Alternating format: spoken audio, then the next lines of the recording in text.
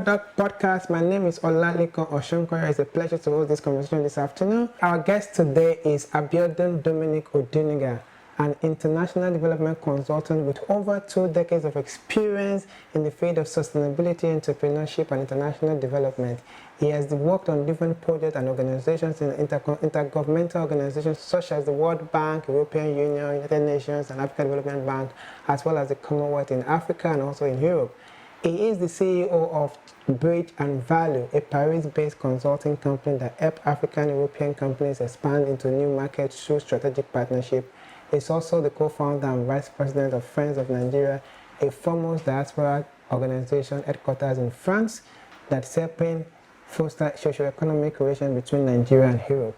So thank you very much, Abiodun, for joining this conversation this afternoon. Thank you, Olalekan, for having me. Thank you for indulging us with your time, because I know that you came in from Paris just a few days ago, and I reached out to say, oh, come, let's have this conversation and engage the community, and you welcome this with full, and I'm really glad that you decided to be part of it.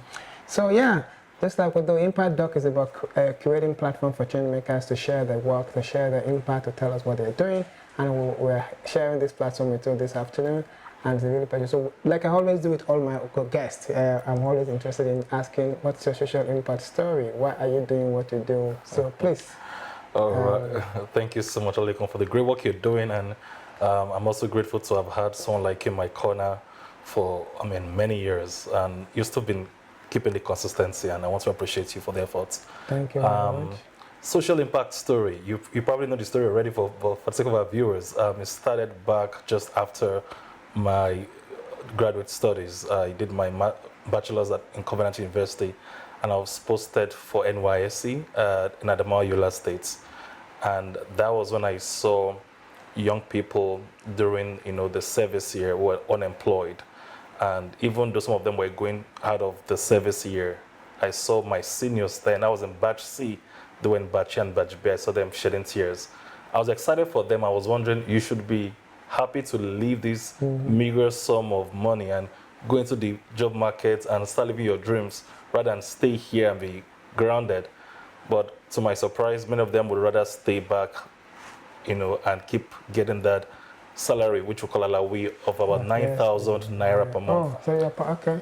When I asked them a simple question, what's the fear about the future? What's it about? And they told me they're not even sure what they would do. From that very moment, with few other friends, I kick-started an initiative to help them become entrepreneurs during the service year. And so the goal was to train young people. Rather than looking for jobs, they become job creators using their own skills. Okay. And that, of course, metamorphosed into what I did after service year back into Lagos. And going back, of course, for my master's degree in Paris over 10 years ago, I was able to just take that to the next level.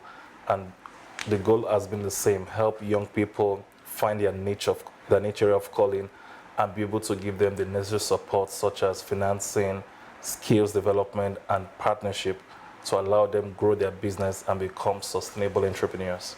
Wow. That's very interesting. Because I know that, we kind of like share that together, in terms of making it a life's work of where your job is. So you're every day in, day out, you're helping your peers or younger people now to find that entrepreneurship is doable, and to create a space for them to do that, and create the opportunity for them to find, and being that enabler, holding their hands and showing the opportunity. And I think that's a really very good thing to do, to call yourself out, to want to create a better world because of that. Because a lot of times, because of the nature of entrepreneurship, people don't, it's doubting, in our environment, we don't have a lot of that around.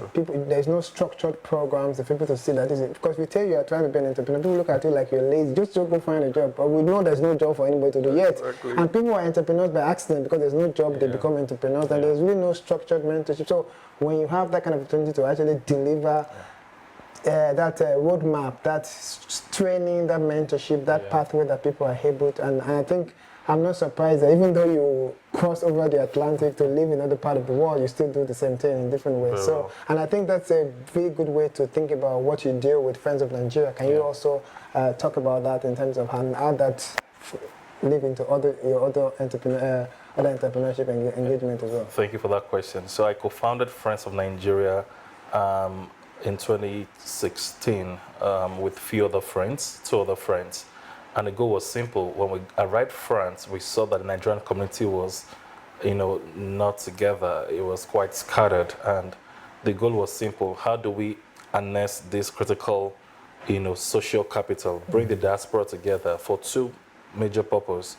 Be able to create value within ourselves as a strong community after studying the likes of the Chinese diaspora, the Asian diaspora, the Jewish diaspora, the Indian diaspora, and see how much that community is vibrant in working together and supporting each other. So that was the first goal. And the second goal was also be able to change the narrative of Nigeria, abroad, especially within the European landscape. So we started that, and of course, it has grown right now to become a major leading diaspora organization. We're currently in 4 countries, France, Belgium, Germany, and Luxembourg.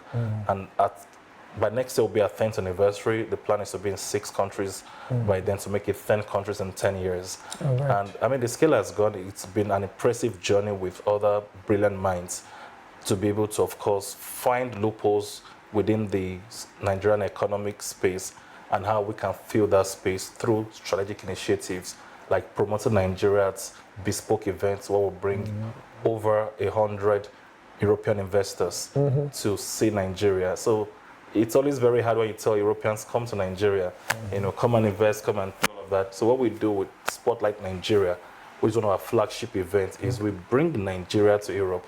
We bring social entrepreneurs, we bring government officials at the highest level, we bring state governors, and most importantly, private sector. So that's a way for us as a diaspora to be able to at least change the narrative that is being thrown around within that space. And of course, beyond France and Nigeria, I'm also the CEO and founder of Bridge and Value. And what I also found that was, I saw the appetite of European stakeholders growing each time I stayed back in Europe with desire to invest in Nigeria, but the how, of getting it, they know the opportunities are there, but Nigeria is quite complicated. And so what Bridge and Value has been able to do over the past few years is to structure a framework where Nigerian companies can be able to engage European partners. So work on 3 levels: business to business, help French and European companies to invest in Nigeria by finding local partners. We also do B2G. We have state mandates from different state governments as their official European agency to bring in investors. So work with different state governors, and we match-make them with interested investors based on their sector of priority. And we also do G2G, which is government relations, where we get our government stakeholders in Nigeria to connect with European stakeholders. But the other part I like of the job we do at Bridge and Value is the reverse. So beyond helping Europeans to come to Nigeria and invest, we help Nigerian companies expand to Europe. And that for me is simple. Every time I come to Nigeria to visit and to do my business activities, just pre-COVID, you get to see people lay off staff. And when I keep asking some of those friends of mine in the business arena, what's happening? Inflation, many of these things, they keep talking about all of that. And I told them it's simple. You don't have to worry about inflation or even currency devaluation if you're thinking international markets, because you can earn foreign investments, foreign currency, just by your company's services or products being expanded to Europe. So in terms of how that is done, that's our bread and butter, breaking that into real practical steps to help companies. So today we have Nigerian companies who are based in Nigeria. Their services and products are in Europe. And of course, with that, they're able to contribute to more job employment.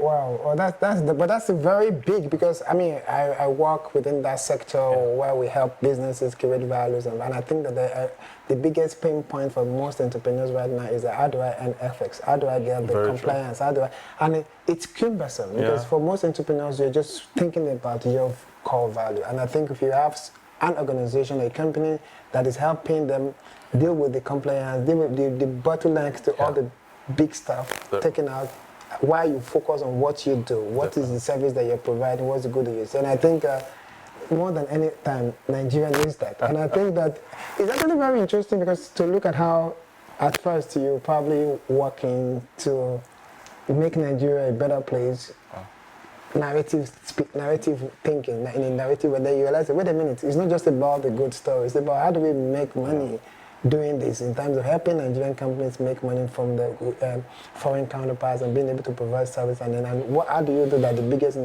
what are the barriers, and how do you remove that barrier? And that's basically what your company do. And I think that that's one of the things that we don't know is possible before. And I think that when people like you or your company are coming to that, to create that transition where people can, it's not rocket science, it's not too difficult. It looks impossible. There are a lot of companies or entrepreneurs that can export conveniently. They have everything they say, but they just don't understand the process of getting licenses or exporting or trying to deal with money when it comes in, financial transactions. It looks cumbersome, but if you solve that problem by providing those services and making that possible, I think that's a really big deal. And I think that you're doing a whole lot. I don't know if you know that, but for me, I think in helping and because that is where we have government talk about that all the time, about how they're ready to, we should be doing these things, but the biggest power of making it possible is like democratizing it, like making it, removing this barrier and having people help you do it, making it almost possible for anyone that has value to be able to sell that value, goods or services and all of that. And I think that's really unique to and thank you very much for that work, because that's actually like is a huge work. And I think also on your work with the Friends of Nigeria, I'm aware of what you've done in diaspora space and building communities, and because it's still the same thing, still under the same funnel of thinking about a lot of people abroad are useful. Sure. We go overseas, we do all of this, but our government at home are not getting the most that they can get. And one of the best ways that they can get the most is that when we organize, when we are together, people are scared, thinking, oh, if I bring money to Nigeria, I'm going to lose it all, because you have solo micro stories. You think that, oh no, but if you are in a community, you can see people that are doing well, taking their money back home, bringing their investment. You can see people that are losing it, but you can learn from why they lost and then what could have gone wrong. And that's one of the things. And that transitional exchange of Europeans coming to Nigeria, Nigerians going to that, creating that opportunity, and I think it's really important and it's really huge as well. So that brings me to my other question around to think about, because you can't, if your business is all about building values and creating stuff within, helping people go international, transnational, collaboration is a big part of that. So I'm thinking about, so my question is, what do you think that collaboration has to play in kind of helping your company, your work, whether every time, for each question I'm asking, I want you to answer from the point of view of your work with Friends of Nigeria and also with your work as founder of Bridging Value, because I think both of them, they speak to a different thing. They speak to the same thing, but in a different way. So two edges of the same sword. So what do you think that collaboration is and how have you collaborated or worked in that area? Because for us at Impact Hub, we're all about enabling collaboration, because one of the best ways we think that you can scale value, you can make work happen, is to work together with other people so that you can leverage faster and it's easier. So how have you seen collaboration happen in your work? I mean, everything at the core of what we do is synergy, is collaboration. It's not enough to have a dream and you don't have a team. The dream is dead on arrival. And so for us at Friends of Nigeria, we've been able to last this long.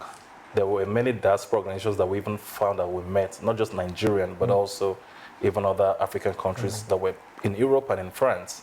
And one of the major missing link that we saw with them, why their survival, time was cut short, was just because they did not have the strategic, notion to know how to engage other stakeholders. So for what we do, we see ourselves as, a mix between civil, government, private sector. Because what the diaspora has been able to possess, of course, as you know, beyond the remittances, having knowledge to benefit also is also social capital. And that deals with work with many people with different interests and groups. And so at Friends of Nigeria, that's what we've been able to do, build these alliances across different stakeholders at different level to be able to allow them, work with us freely without holding back. And that's why today, in Nigeria, for instance, we partner with NIDCOM, the Nigerian Diaspora Commission, under Honorable Abike Rewa. We also work closely with our embassy back in France and across the European countries where we belong. And also, even at the UN level, we've worked in the past with IOM, International Organization for Migration, or migration issues. So there's nothing we've done or we've achieved that is in silo, because it can never happen in isolation. And our Bridge and Value is the same. So for the work I said we've been able to do, you've made a very interesting statement to say, oh, it's a great work. But the collaboration element of it is that what we've been able to do over the years is to build a whole pipeline of umbrella organizations that are our partners. So for instance, if you're talking to Bridge and Value and you're seeking an agricultural partner investor in France or Europe, what we've done over the years is to not have silo companies who are interested in Nigeria, but target umbrella organizations so that when we talk to them, we're talking to about 200 investors. And that cuts time, right? Because you engage a big fish, then you don't have to worry about the smaller fishes. So with these strategic partners all across Europe, with umbrella organizations who are reputable and they're also credible, we have the alliance. And so it's easy for us to be able to shop. It's like a buffet. And somebody said, oh, well, a steep project is coming and they need sponsors or investors or technical partners in energy. We're talking to a whole large group at different levels to be able to give us the answer we need that meets the interest of the Nigerian market. And that, I think, is a smart way to move, because when it comes to investments and the kind of work we do, they're all time sensitive. You need to be able to strike the iron when it's hot. So having to knock on those doors where we don't have to knock on 20 doors to get the answer for the Nigerian element is quite interesting. And that is only happening because we have strategic partnerships and collaborators in different sectors in a wholesome level, not that's it. I think I do agree. I agree with you, because I think that when you have that strategy works, I can see it working, even though I'm not actually, because the reason is that Nigeria is a very unique place to work. Yeah. To do business, to be Nigerian, we have all of the people. Collaboration is not really in our blood. The way we are designed as a community, we like to do things alone. But then people are beginning to see that you can go alone for as long as you want to go, but you cannot even go. You can only go to what is possible alone. But the scaling and going far and actually doing serious stuff requires combination of effort, collaboration, like working together, creating that value to them, and that collective action. And that's what, so when you're talking about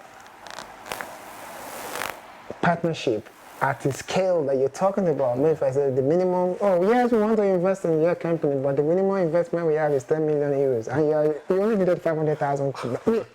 You have to come together, and that's what at that level it is very important.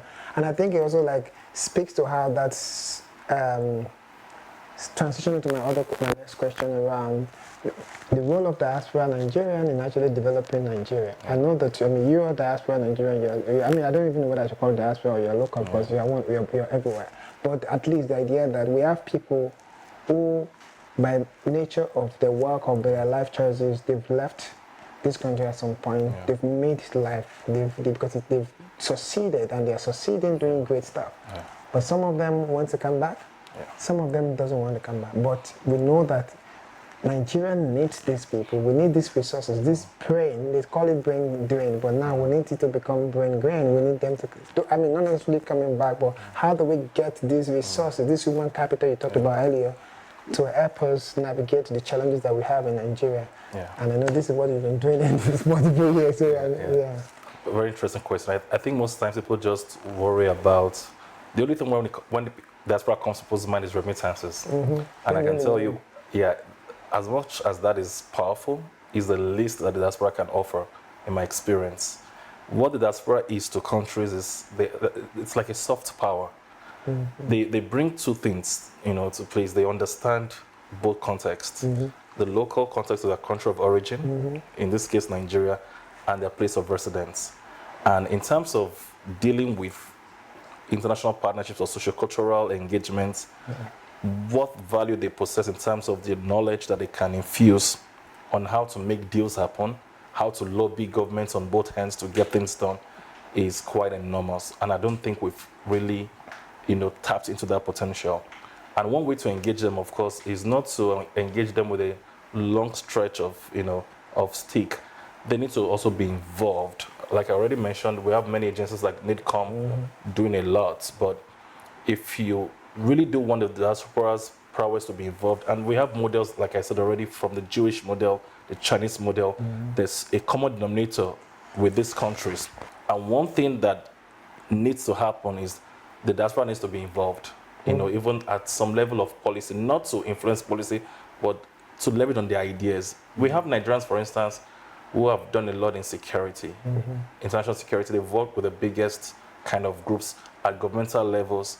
We have issues of terrorism. They don't have to become the ground soldiers of have boots on the field, but they have expertise that can make this history in our country. We're talking about when it comes to AI, you know, there are Nigerians who have solved technology problems for the big shot companies in technology across the world.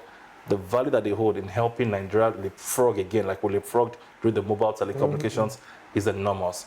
We're talking about Nigerians also in governance, in agriculture, in academics. So these are sectors where we possess a huge sum of untapped wealth.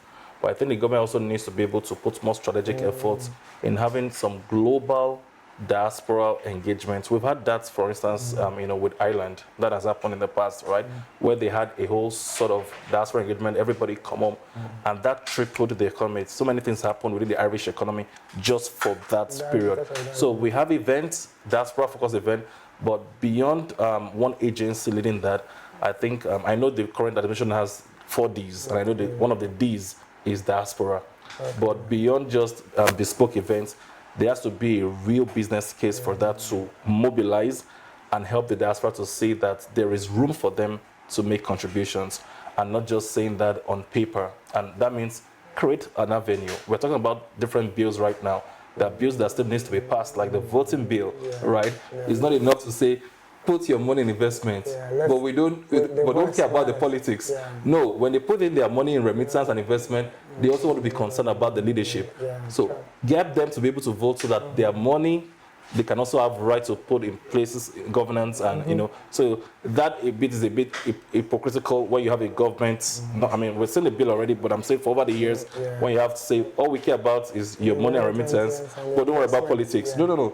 Wherever your treasure is, your heart is there. If they are putting their money there, their heart's about insecurity. Their heart's about true. I mean, you know, we almost talk about the other question around policy and stuff, but I wanted to quickly say that I remember the very first time, several years back, when I used to be part of the Nigerian student in diaspora, and then I came to the Diaspora Day conferences 2 times, paid for by the Nigerian government. They put us in Hilton for a few days, and at that time, they had like a really good quality people that were intentional. Like there was a strategic engagement that is built around. It's like driven from the presidency, like to just to kind of like it's very intentional. I can see that because of that. Because when presidency is driving something, there's an assumption that there is a lot of political will behind it.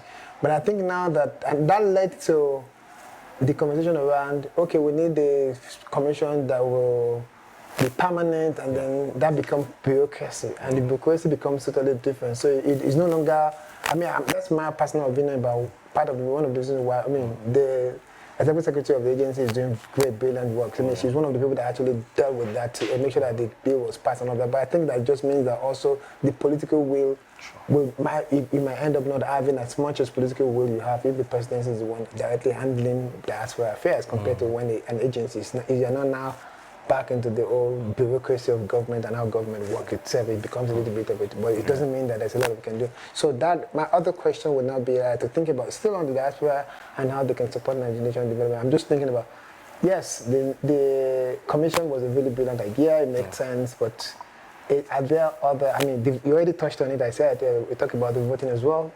While I was looking at what type of policy ideas or policy initiative can improve the potential or the opportunity or the interest of Nigerians in the diaspora to be directly involved in Nigeria's development, whether as investors, whether as remittances. For example, even remittances sometimes even it's a big of a deal. To even send money home, you have to, there's a time where you have to, if you send dollars, you have to get them in. Are there ways that the policy structures, the policy environment can be better strengthened to make it easier for that direct intervention? I know, for example,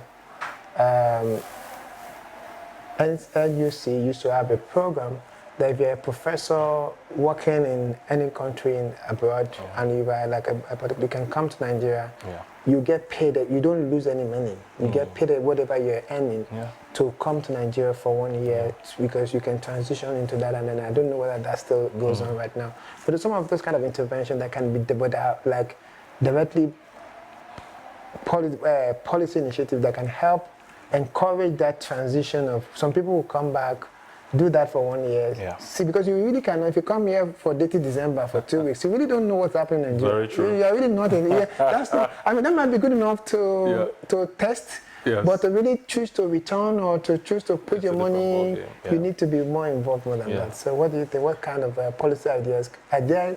I mean, is there any potential things we can think about, or have we exhausted of our possibility? I don't know. We've not. Well, I think it starts with even knowing what the diaspora, where the diaspora are located and what they do.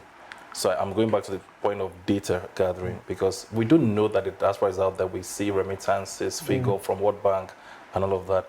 But I'm not sure we understand really who the diaspora is. And what I mean is, can we boldly say we know how many Nigerian surgeons are in Europe?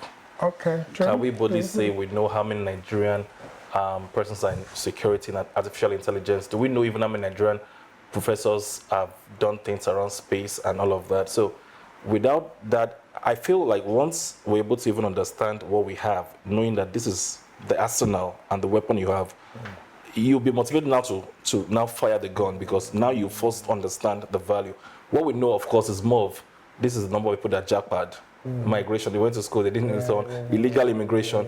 While that is fine, I mean, to know, to help curb all of those, you know, societal vices, but it starts with first understanding, and I think that's why the government needs to invest a lot, and they have to be very strategic around that. It's not to come up with another policy to say, oh, all of you go to your embassy, go and register your name, but it has to be real strategic, which is involve the diaspora themselves and see how to even get this holistic data of what Nigerians are about and what they're doing.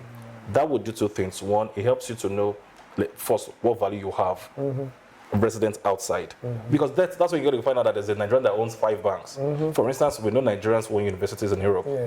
They're quiet, but they own universities. And when you go to those universities, you don't even see any Nigerian there. It's Europeans or international students.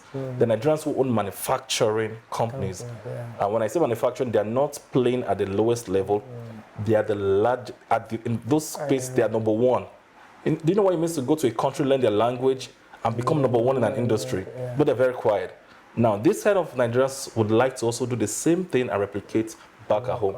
But if you don't even know they exist, how do you even tap into those talents? And that started, of course, partner with, you know, different organizations that are strategic. The government, I see the government really not as an implementer of such policies. The government should be like an enabler. Enabler, absolutely. Let the diaspora lead such engagement while you back them up with the necessary things that are needed to be able to get those data and those information, to be able to, of course, leverage on that to now influence policy, shape things for the betterment of Absolutely. Maybe, I mean, we've been having so much conversation around it, but I just want, this question is really bothering me. I mean, if I'm a young Nigerian, and then I'm just an entrepreneur. I mean, I'm trying to find my path. I have a really brilliant solution. I really have some ideas I'm trying to pursue, or a startup I'm building. How can the diaspora Nigeria, is there any way we can connect with the diaspora community? I mean, outside of government now, like citizen to citizens, Nigerians to Nigerians, you know, people, now you're talking about shared value. Like, you know that, oh, maybe is there like a mutual fund possibilities, or like some social, I mean, is there a possibility, what options or what kind of ways can young Nigerians be directly supported? Because they are actually, I'm talking about young Nigerian entrepreneurs, they have value. Good. They have built something, or they are building something, and then they're just looking for people that can validate them, that can take them, put some seed into their startups, or do something for them. How can what Beautiful. can happen? We already do that already. As a matter of fact, that's always we work. Sometimes when an average Nigerian entrepreneur is saying, I need to raise, let's say, $100,000. There are two ways, right? From the heart of where I can either go to the private equity folks, the real sharks that are Europeans, and say invest in that. But we also try to rally around diaspora members Some of them could give, to make the $100,000, they could give like $10,000 each, and that's already what you have. Yeah. So we've built that pipeline of diaspora investors, also diaspora philanthropists. There are diaspora members who just, at the time we did a school renovation project back in Lagos with a local foundation. So those who are also vested into helping with donations. But the most critical thing, of course, is even though you think diaspora is there to help, you mentioned real credible people. The most important thing is traction, right? I said, tell people you can't scale failure.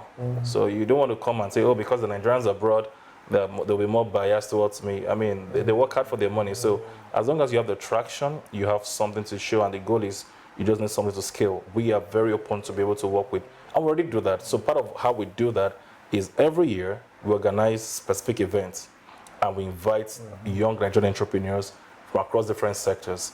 So we bring them to Europe, get to engage with the diaspora community, they get to meet people, and they get to offer partnerships and sign deals. Sometimes, like just a few months ago, we had in May hosted an event in Lagos, and that was also an opportunity for us to engage entrepreneurs within the ecosystem to be able to tell them what we can give as a benefit to them. Lastly, just yesterday in Abuja, we had a stakeholder management that we conveyed with over 40 federal government agencies. So, and at that event, it was simple. We told them about opportunities in Europe and in diaspora. What are your issues? There I met somebody who was into an agency responsible for people in IDP camps. And right now, we're already discussing how we can get the diaspora to be involved to support those people within the IDP camps to be able to start something on a low scale and be able to earn and also even develop their tech skills while in the camp. Now, so those are the news, of course, are ways through which we make public such events. And once we have those initiatives, we're happy to have entrepreneurs or stakeholders who are saying there's something that's right for me, and we're happy to midwife that process for them without them having to break the bank.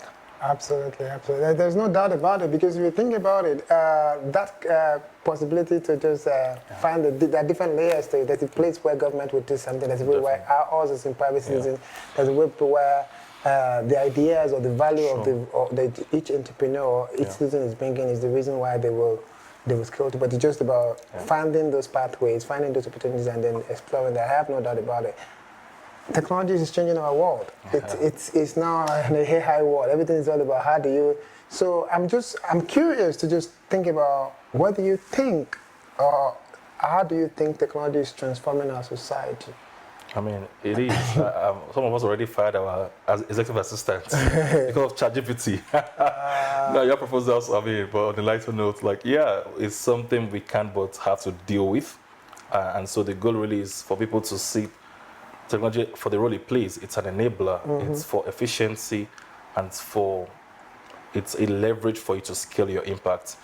So even if you can't, afford to travel, you can, visa restrictions are there for Schengen. But with technology, your products can be in Nigeria, like we mentioned, and diaspora can be your clients. Now you don't have even excuse around payment gateway. Nigeria is one of the most fantastic payments infrastructure with our unicorns doing a lot of work around those fields. So, I think people need to embrace that. And I like the fact that it's sector agnostic. You can find its role in health, you can find its role in agriculture, you can find its role in manufacturing, different layers, right? So the goal really for me is, on a personal note, is to see how more people can leverage on some of the things that we've been able to build, which is have an holistic, diaspora, knowledge, partners who can offer this knowledge. I'll give an example. During COVID, many of our members within the community in Friends of Nigeria lost their job, right?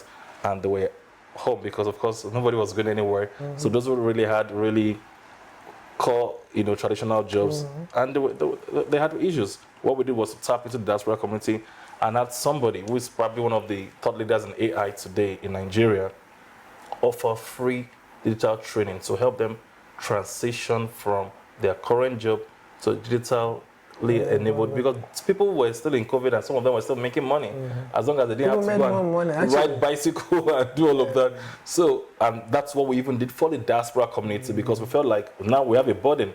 Our community members were losing jobs, and so we had to reach into the community of the diaspora who are the technocrats, help your people, help our people.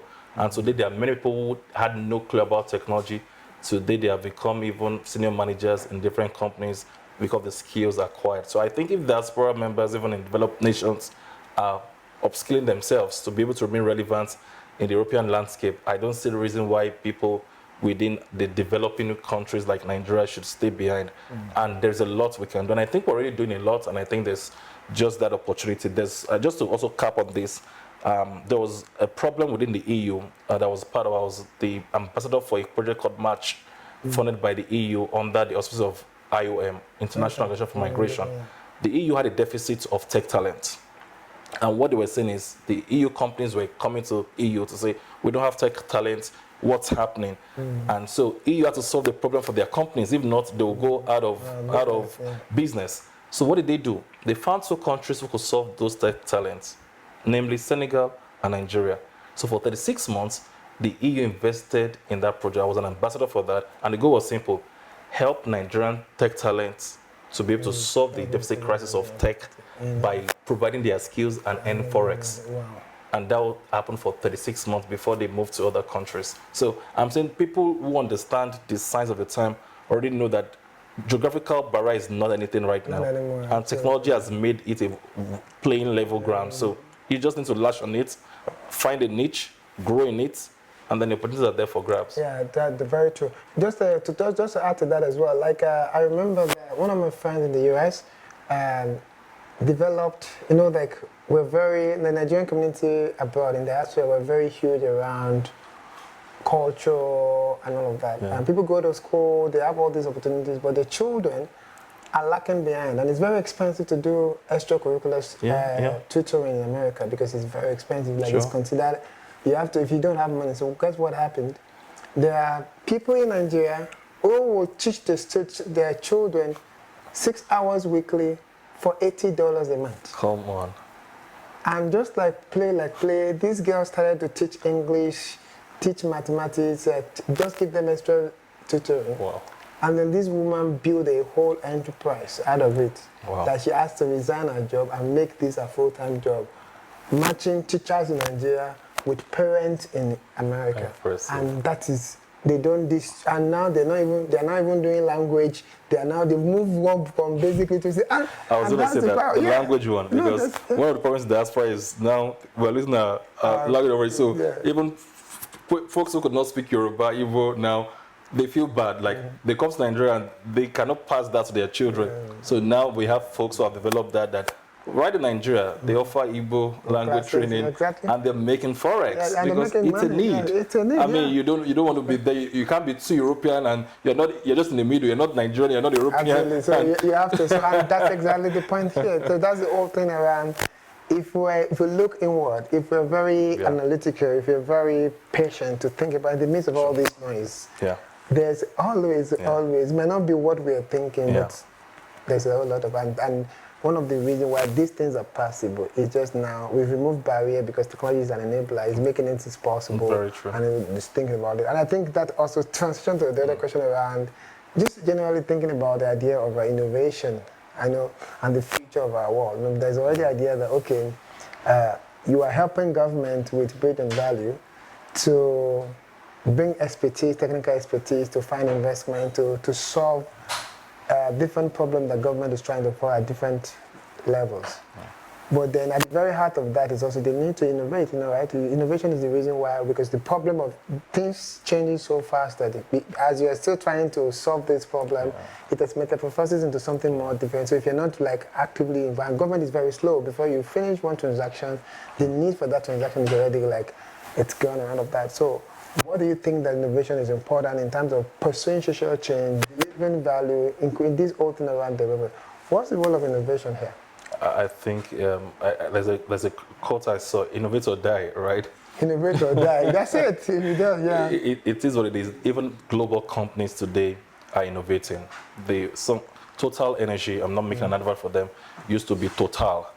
Okay. And that's the biggest, one of the biggest companies in the world in oil and gas.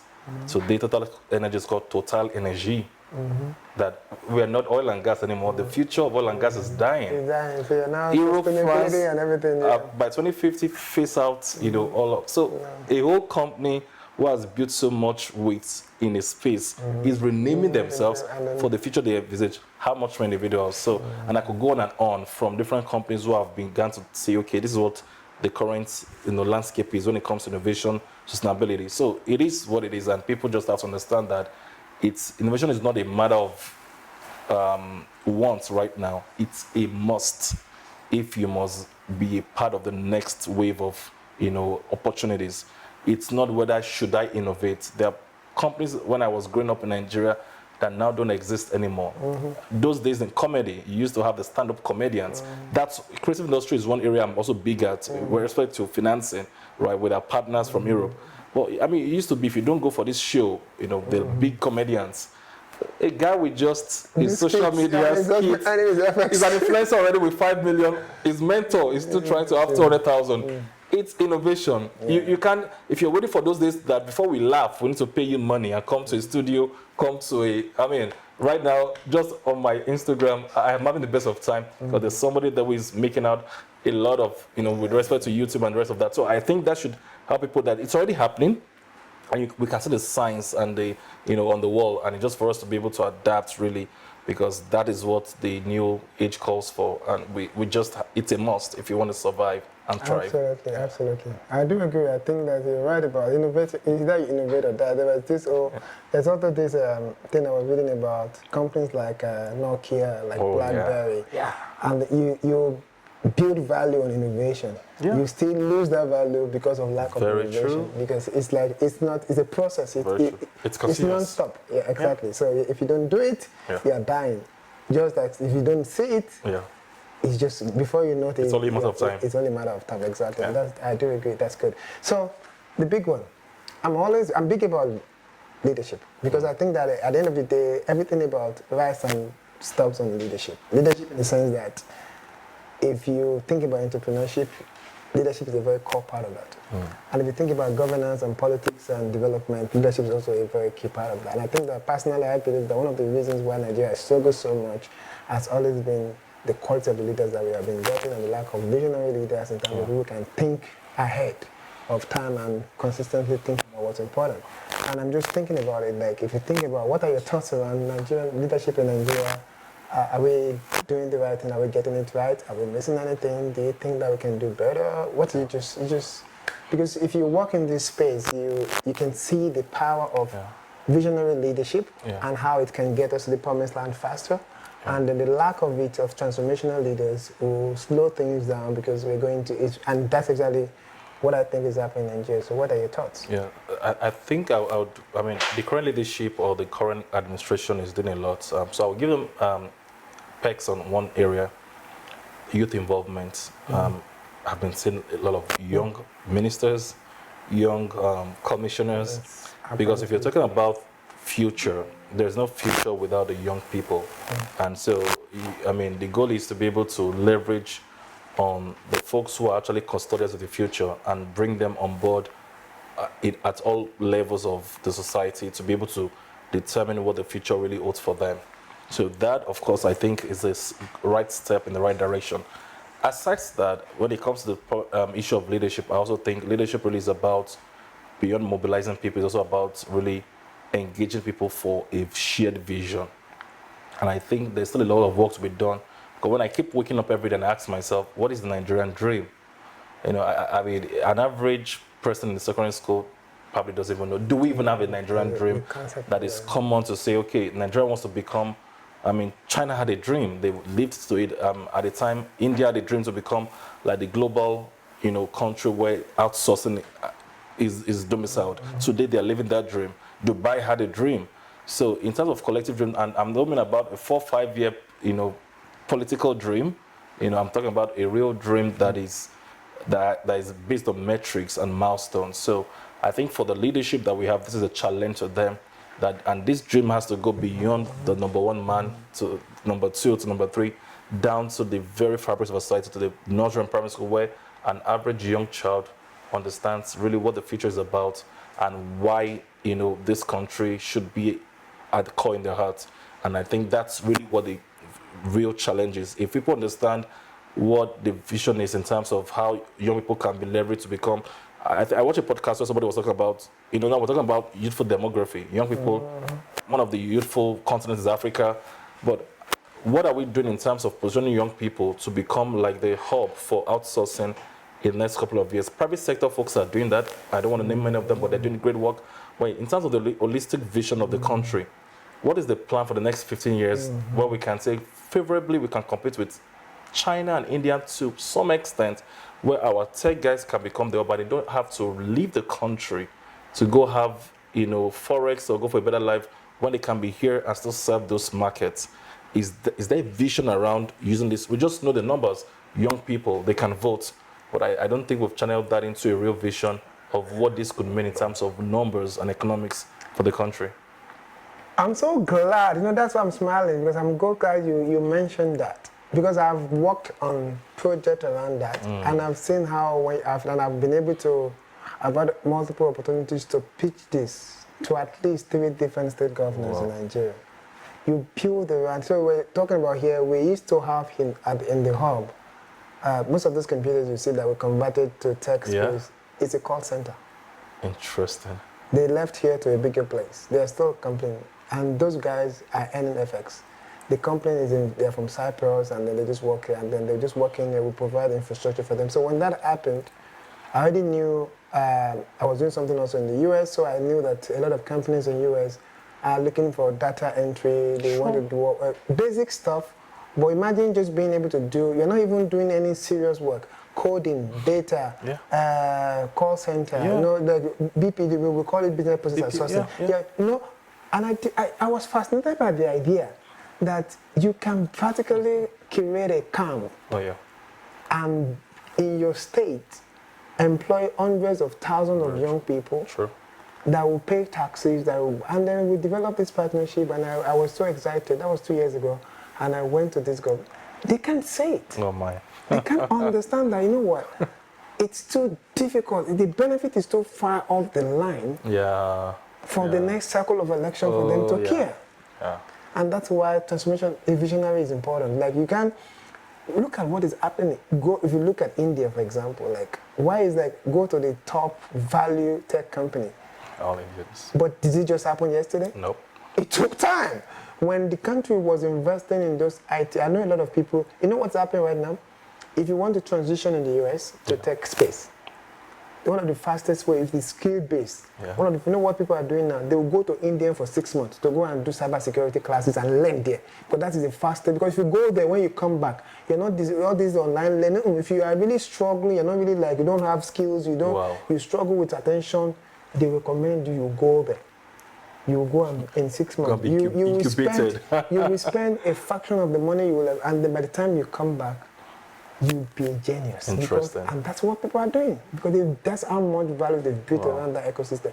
And what do we have? We have young people that desperate, and then we have all of this, and then our leaders don't really say that. Hungry for because skills if you know how much we can do. If I am a governor today, that's one of nothing else matters. I will just do bare minimum and everything else, but I will create infrastructure that will make my state the digital skill capital of Nigeria, of West Africa. That anytime if anybody that has passed through that community will come. But it's not difficult. What do you need? You just need internet and space and nothing serious, but a lot of buffer. But unfortunately, we can't. So that brings me to my last question, because now I always end this conversation around, especially when I speak to people that are very passionate about Nigeria and that are putting in so much work. I respect you a lot, because you don't have to do what you're doing. You can be in Europe here, get the best job, work with a really good consulting company, make your money, take care of your family, and come to Nigeria for holiday like many people do. You really don't have to invest your energy and time and resources in building communities and coming here trying to find value. You could definitely do other things. And I respect people that are choosing to do this and calling that. But again, in the midst of all the challenges it's tough to do these things. We know that we can't lie to ourselves. I always ask a simple question. Is Nigeria worth it? I mean, how do you think about it? It's like you can get somewhere faster, but you're doing the very difficult way, because there must be something. We started from knowing what's your social impact story, and we're ending with, why is Nigeria here? Why Nigeria? Why are you doing this here? Why are you not educating French young people? Why are you putting effort into Nigerian startup and communities? Why are you putting ecosystem? Because all of these things that you're doing, I respect so much, but I know that there's passion and purpose behind it. But why is that purpose Nigeria? All right. Well, no place like home. Yes. So the goal eventually for me, on a personal note, is to come back home. I mean, home is where I reside, right? But this is home for me. And I'll tell you a particular story that also made me take this more serious. Long before I got into what I was doing back in Europe, I also have one of my mentors is still alive. I have many mentors in different fields. This one has been in Europe for over 40 years, at the top of his career, when I say number one. And it was driving, at a point, and there was this European police. I don't want to mention the country, so he's already European Nigerian. And then there was this policeman who stood him and said, "Sorry, park." And I said, "Okay." I mean, I didn't fault any rule. He asked him, "Okay, so what's happening? Why are you stopping me?" So the policeman, the young guy, asked him, "Where are you from?" He said, he mentioned the country. "I'm European." Of course, he mentioned the country.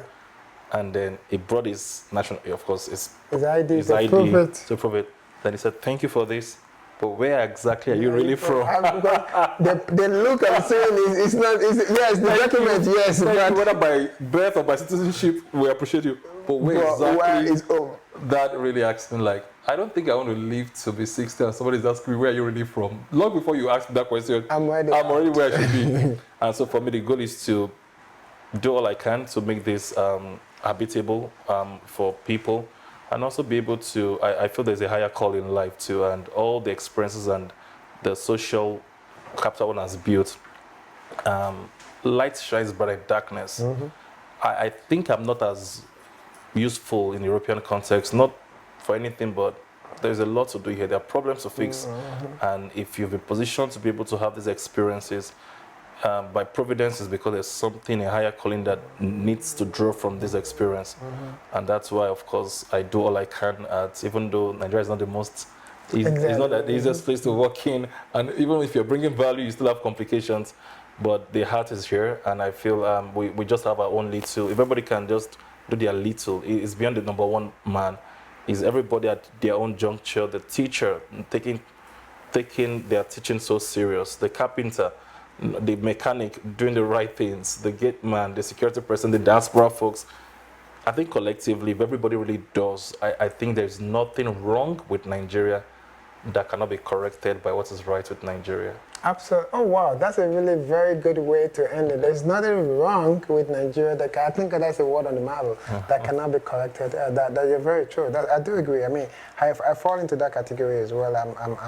I ask questions. I'm asking these questions, and I'm answering them in my heart to see. To each time I ask my guests, or each time I think about this question, because I know that we are connected as a people, and we're resilient, and no matter what happens, there's something unique about this country, and then it's just different.